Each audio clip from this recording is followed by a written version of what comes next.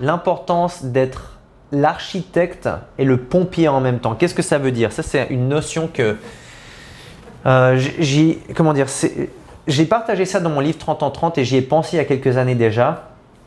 Où on m'a demandé, voilà, c'était à un séminaire où quelqu'un me demandait comment est-ce que tu définirais l'entrepreneuriat.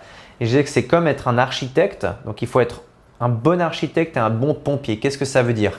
Ça veut dire qu'il faut être architecte dans le sens de la vision que vous avez. Vous devez être clair sur la vision que vous voulez avoir, du projet que vous avez, du projet que vous avez hérité peut-être, du projet ou du plan ou de l'idée que vous avez actuellement ou de l'entreprise que vous avez. Donc, vous devez être l'architecte pour construire finalement ce bâtiment avec les fondations solides, j'en parle toujours, avec des choses qui peuvent tenir les vents, les marées, des choses qui peuvent vraiment être stables et solides, quoi qu'il arrive.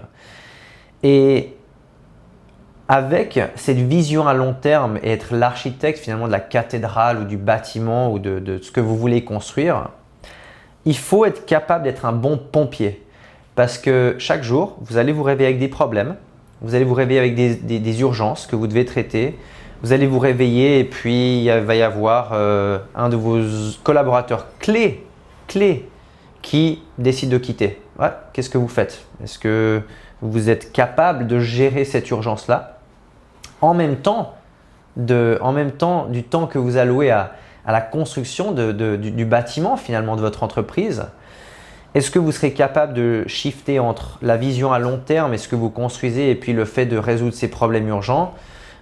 Et puis, je ne compte même plus les problèmes que je règle au quotidien parce que le plus je fais ça depuis maintenant une quinzaine d'années, le plus les petits problèmes ou les problèmes avant que j'avais ou les choses que je percevais comme des problèmes sont devenus des banalités auxquelles je ne pense même pas.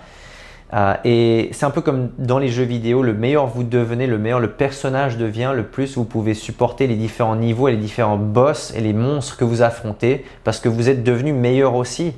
Et je le vois personnellement que forcément mon niveau dans l'entrepreneuriat a énormément augmenté et vous allez voir votre évolution, votre manière de gérer les conflits, les problèmes, les urgences, les imprévus, votre compétence à gérer les urgences et puis à être le pompier pour éteindre les feux et les incendies qui vont arriver inévitablement dans l'activité.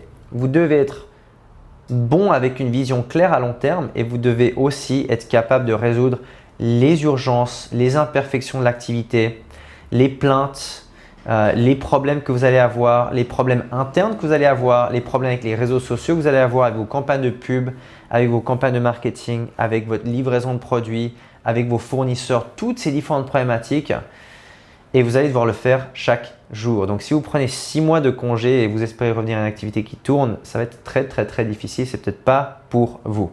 Donc, être un bon architecte, être un bon pompier et si possible, être le meilleur architecte possible et le meilleur pompier possible.